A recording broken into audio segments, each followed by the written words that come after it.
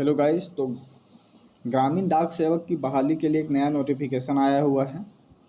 तो चलिए इसमें हम लोग काफ़ी इसको डिटेल में देखते हैं कितने पोस्ट हैं इसमें। टोटल जो पोस्ट हैं वो 38,926 ग्रामीण डाक सेवक के लिए है। देखिए फॉर्म कब से स्टार्ट होगा भराने के लिए, तो 2 मई से स्टार्ट हो चुका है और लास्ट डेट जो है इसका 5 जून तक है। ठीक है, तो लास्ट डेट आप लोग याद रखिएगा।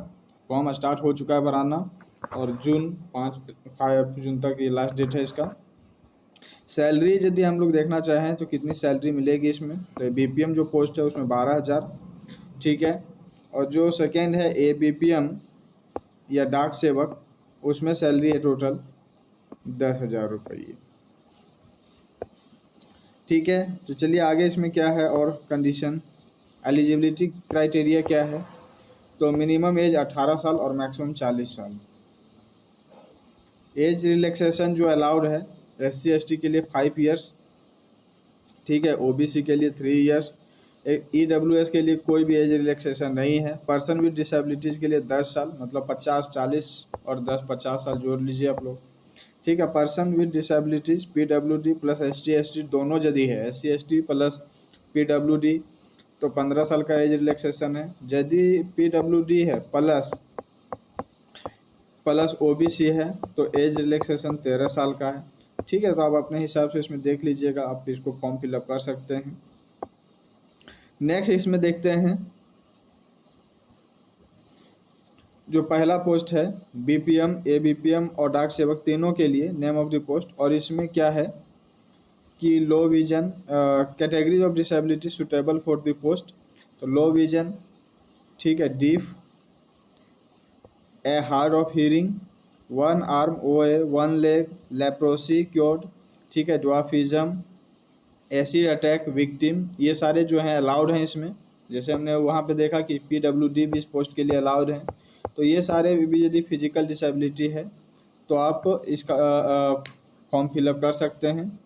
Multiple disabilities from amongst disabilities mention to A to D above except deaf and blindness, मतलब एक से ज़्यादा भी यदि डिसेबिलिटीज है तो भी आप इसमें एलिजिबल हैं, कोई दिक्कत वाली बात नहीं है।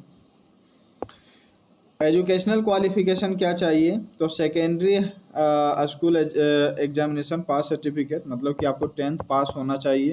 ठीक है, जिसमें कि आपका कंपलसरी सब्जेक्ट या ऑप्शनल सब्जेक्ट कौन सा रहा हो, मैथ्स प्लस इंग्लिश। अब सबने तो 10th तक हिंदी और ये इंग्लिश और मैथ तो सब तो पढ़े ही होंगे। ठीक है, तो कोई दिक्कत वाली बात नहीं है एजुकेशनल क्वालिफिकेशन में। चलिए, compulsory knowledge of local language. ठीक है, अब जिस भी क्षेत्र से हो, यदि झारखंड से हो तो झारखंड में जो भी आपका जो लोकल लैंग्वेज है वो आपको आनी चाहिए।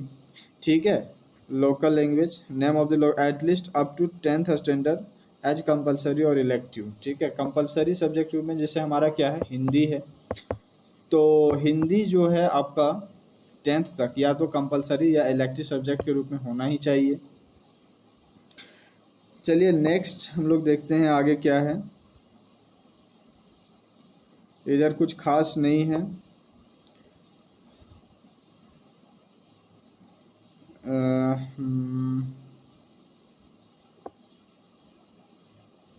आप लोग इसको ये नोटिफिकेशन वाला जो है डिटेल में यदि पढ़ना चाहे तो पढ़ सकते हैं, लेकिन कोई मतलब वाली बात है नहीं इसमें। ठीक है, अब यहाँ से देखिए, अब production of SC ST OBC disability economically weaker section जो certificate OBC certificate SC ST certificate जो बनता है वो कैसे बनाना पड़ेगा वो देखिए। Production of SC ST OBC disability WS certificate in the prescribe format is compulsory in case of such candidate. यदि आप इस कैटेगरी से बिलोंग करते हैं तो आपको एक पार्टिकुलर फॉर्मेट में बनाना ही पड़ेगा, तभी जा कर के आपका सर्टिफिकेट वैलिड होगा। ठीक है, फॉर्मेट आपको लास्ट में दिया होगा, आप उसी फॉर्मेट के अकॉर्डिंग आप ये सारे सर्टिफिकेट बनाएंगे। नेक्स्ट हमारा जो है वो क्या है, method of submission of application fee. Application fee इसमें देखिए कितना है, तो 100 रुपीज़ हैं। और ये कैसे पे करना है, तो is to be paid by the applicants for all post notified in the chosen division. However, the payment of fee is exempted for all female candidates female candidates के लिए कोई फ़ी नहीं, पीडब्ल्यूडी के लिए कोई इसमें ये नहीं है, ठीक है। Application can be submitted only at the, ये जो वेबसाइट है इसको आपको खोलना पड़ेगा, और ऑफलाइन यदि आप इसको प्रिंट करवा के भेजते हैं तो वो आपका एक्सेप्ट नहीं होगा। चलिए आगे हम लोग देखते हैं इसमें क्या है। जो फॉर्म आप फिलअप कीजिएगा उसमें देखिए क्या है, हाउ टू अप्लाई। जब आप फॉर्म अप्लाई कीजिएगा तो उसमें क्या क्या चीज़ें आपको भरनी पड़ेंगी, क्या क्या ज़रूरी रिक्वायरमेंट होगा। तो नेम कैपिटल लेटर्स में, जो कि 10th में जो लिखा हुआ है उसी के अकॉर्डिंग, फादर नेम या अदर नेम दोनों रहेगा, mobile number, email ID, date of birth, gender, community, PWD, type of disability, percentage of disability, ये आपको ज़रूरत पड़ेगा कि कितना क्योंकि सर्टिफिकेट जो बनाया होता है पीडब्ल्यूडी उसमें परसेंटेज ऑफ डिसेबिलिटी लिखा होता है। स्टेट जहाँ से आपने पास किया है 10th, language studies in 10th, कौन कौन सा लैंग्वेज आपने पढ़ा है, Hindi English, year of passing 10th class, 10th class आपने कब पास किया है, स्कैन फोटोग्राफ और सिग्नेचर, ये सब ज़रूरत पड़ेगा आप लोगों को। तो फॉर्म स्टार्ट करने के पहले आप ये सब चीज़ें तैयार रखिएगा, ठीक है। चलिए आगे चलते हैं। Selection of division and exercising preferences the candidates, देखिए मतलब डिवीज़न वाइज आपको यहाँ पे फॉर्म फिलअप करना है। तो the candidate can select only one division for submission of his her candidature for all the eligible post of the selected division, ठीक है। आप ऐसा नहीं कि हर एक जोन से भर सकते हैं, किसी एक जोन को आपको सेलेक्ट करना पड़ेगा।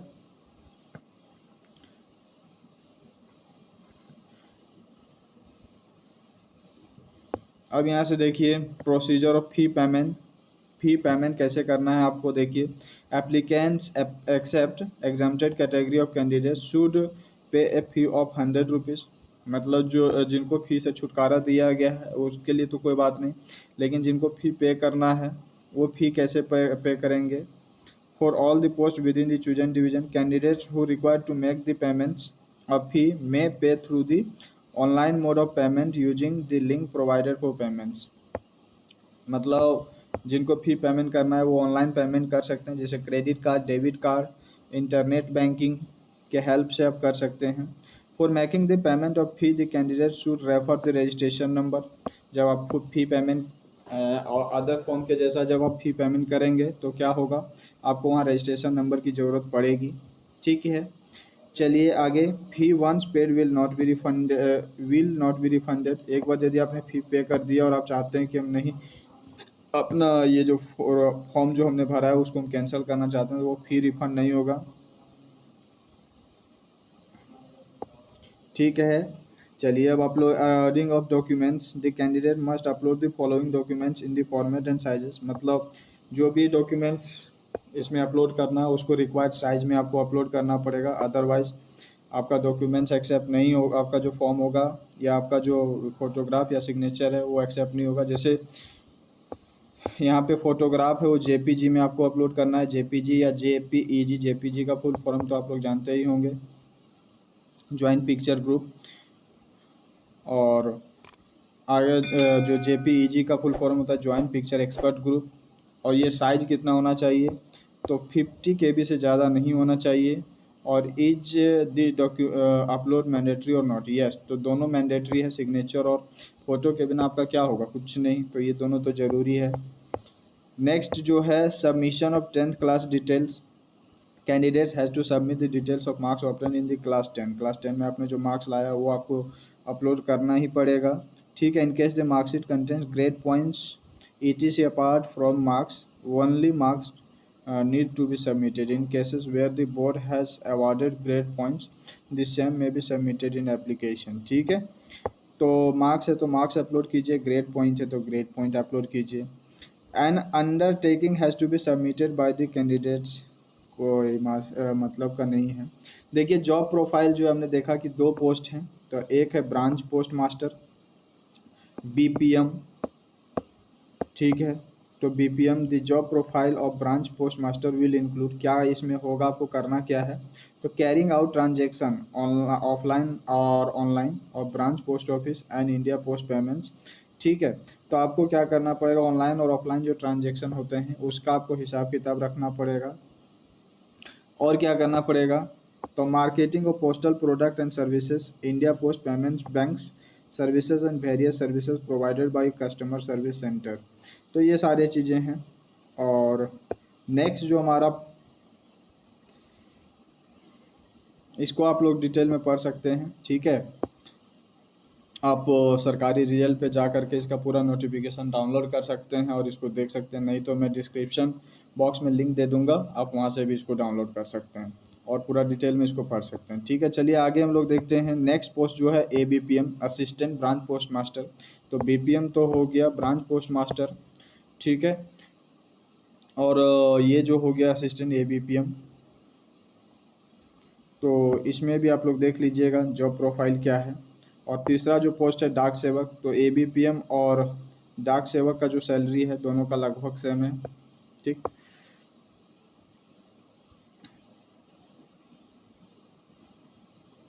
देखिए सिलेक्शन क्राइटेरिया क्या है, criteria and communication of selection, क्या प्रोसेस है इसका सिलेक्शन का वो। तो selection will be made as a system generated merit list based on the merit position of the candidates and the preferences of posts submitted. This shall be subject to fulfilling of all eligibility criteria as per the rules. Notice for the documents verification will be sent only to the most suitable candidates for the post based on merit and preferences submitted.